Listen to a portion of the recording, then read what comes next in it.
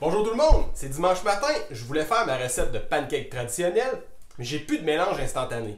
Fait que j'étais allé me chercher de l'aide, j'ai demandé à François Michel, hey, t'es-tu capable de me faire ça, toi, un mélange à pancake instantané? Mais certainement, c'est pas très compliqué. Incroyable, on est sorti de la misère. Vas-y. En fait, on commence avec la farine.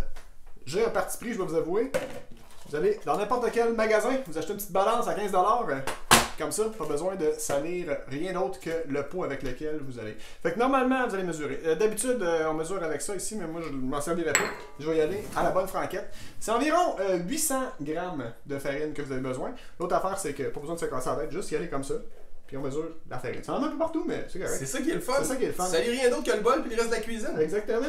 Vraiment facile. Et là, par la suite, pour les perfectionnistes, on peut utiliser une cuillère pour mesurer. Mais... Et puis là, en plus, on va pouvoir travailler en parallèle. Dans le même bol, on va ajouter la poudre à pâte et le bicarbonate de soude. La recette est dans la ligne de commentaires. Le sel et le sucre. Et voilà! Ensuite, on va donner un bon coup de shake. On oublie de dire, ça prend absolument un plat de Quaticook vide pour faire ce mélange-là parce qu'il prend exactement le bon contenant et le bon contenu. Et on peut mélanger notre mélange instantané à pancake allègrement et faire un peu de poussière sur le plancher. C'est important de s'assurer que le pot ne soit pas cassé. Oui, effectivement. Sinon, ça risque de faire un dégât. Voilà. Donc, notre mélange va être prêt dans quelques instants. On va pouvoir se diriger vers la table à mélanger pour se faire le mélange à pancake avec les ingrédients humides. C'est parti. Donc, on est prêt à faire notre mélange. Pour le mélange à pancake, à part le mélange à pancake instantané, ce que ça te prend, c'est des œufs, du beurre et du beurre fondu. Et voilà. Wow! C'est fondu. Hollywood peut aller se rhabiller. Et voilà. Donc là, on mélange d'abord nos ingrédients humides ensemble. Et là, c'est bien important. C'est une méthode qui est apparente à celle des muffins, la méthode muffin, qui consiste à mélanger les ingrédients humides et les ingrédients secs en un seul coup, et on mélange au minimum pour éviter de casser nos belles bulles. Donc, c'est ce qu'on va faire. On va tout mélanger nos ingrédients humides, puis on va les incorporer à nos ingrédients secs. D'ailleurs, ça me prendrait quelque chose pour mélanger ça. Je reviens. Alors, vous prenez vos œufs, sans les casser, évidemment, très important. Et puis vous les mélangez dans votre beurre. En fait, c'est important que le beurre soit à température pièce, parce que sinon, quand vous allez rajouter votre beurre, ça va faire des motons de beurre. C'est pas idéal. Et par la suite, une fois que vous avez complété, nous, on fait une recette double ce soir, en fait ce matin, parce que on a besoin de plus de pancakes, parce qu'on a des enfants à nourrir. Alors, après 4 œufs, je rajoute le beurre, et oh! J'ai trouvé pour mélanger. Mon Dieu, c'est agressif. Mais non. Toujours s'assurer qu'il soit bien mélangé. Tu peux intégrer ton beurre. Vas-y, on fait un double.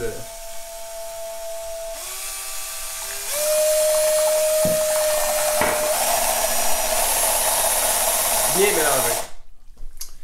Par la suite, qu'est-ce que je fais? Est-ce que je mélange les ingrédients humides sur les ingrédients secs ou l'inverse? C'est une bonne question. Moi, j'irais les ingrédients humides sur les ingrédients secs. Laissez donc la gravité faire le travail pour vous. Exactement. As-tu besoin d'un outil pour mélanger? Moi, j'irai avec une spatule, Je vais aller chercher ça. parce que sinon, ça cochonne le fouet et c'est pas très agréable.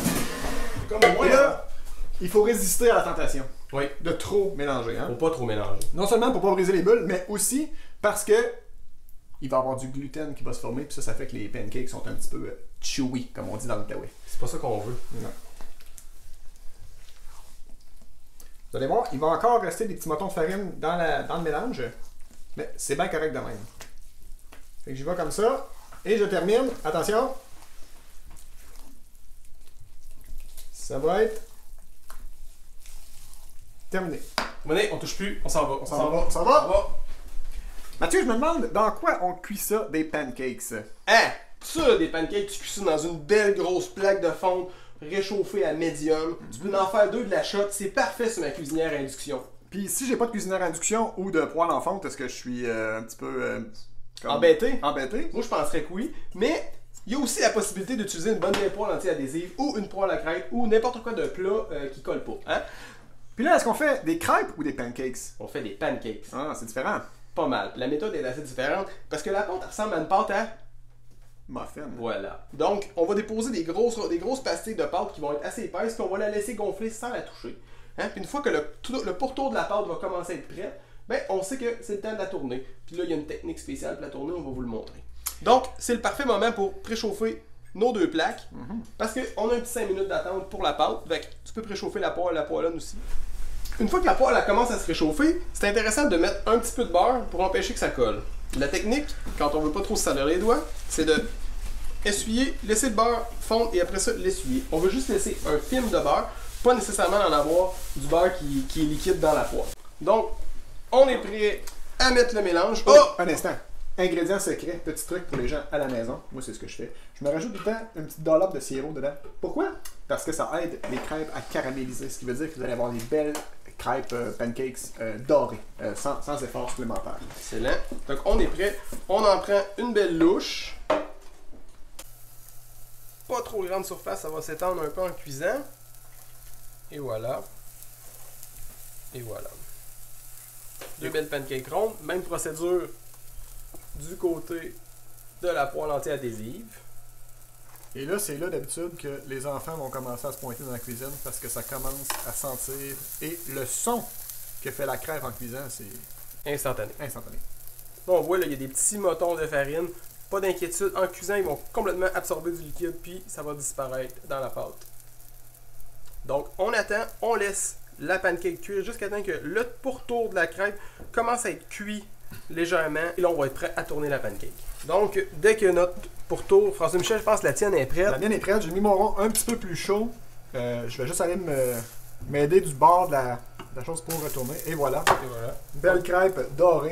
On peut faire la même chose de ce côté-ci. C'est un peu liquide encore, c'est pas grave, ça fait de la petite frange autour. C'est merveilleux. Même chose là, et voilà. Fantastique. Et voilà! On a une pile de pancakes pour nourrir toute la famille. Et ça nous a pris quoi?